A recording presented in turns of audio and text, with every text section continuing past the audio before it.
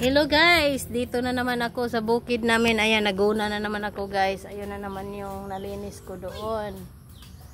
At pahinga muna ako kay napagod ang matanda. At yung kapitbahay naming mabait, binigyan dati kung may bunga ng mangga binibigay niya sa amin pang dumaan. Kasi yung bahay nila daanan, tsaka yung mga prutas. Ngayon, ito na naman, kaimito na naman sila meron. Binigyan kami kasi, ilan ba kami? 4, 3 pamangkin ko. Ayan. 3 pamangkin ko, tapos ako, 4 kami. So, binigyan din kami ng 4, tig-isa. Ang kaganda nito guys, kasi yung mga pamangkin ko, nakain na nila ang kanila. Ako ngayon pa lang.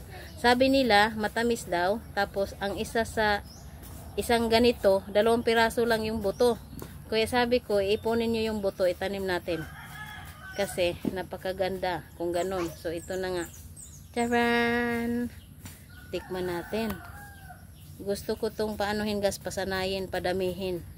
Kasi, kunti lang ang buto. Ay, oo nga. Ito, halos walang buto.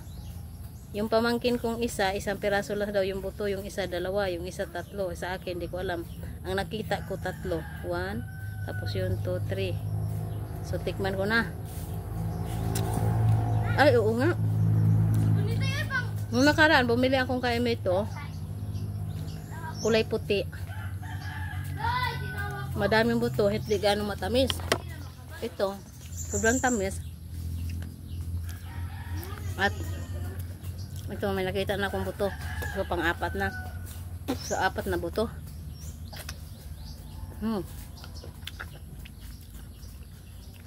So, ang buto nito guys is 4. 1, 2, 3. Ano ba? Dala ha? Kasi itong nakain ko isang buto. Tapos ito, 2. Ito, tingnan ko kung ilang buto.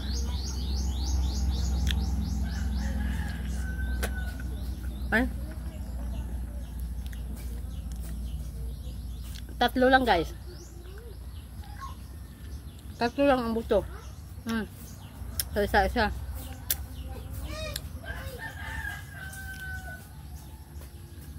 Kasi hindi naman tumatawag na buto kasi ang sobrang liit. Hindi siya maitatanim, parang malnourished. So, ayun guys. 3 buto sa 1 piraso. So, maganda talaga siya padamihin. So, itanim ko siya guys. Sana mabuhay.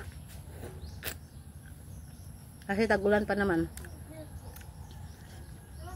Sana mabuhayan ako.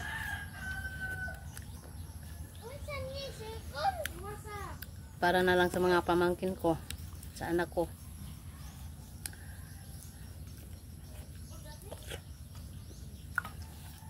Sana umabot pa ako ng 100 years.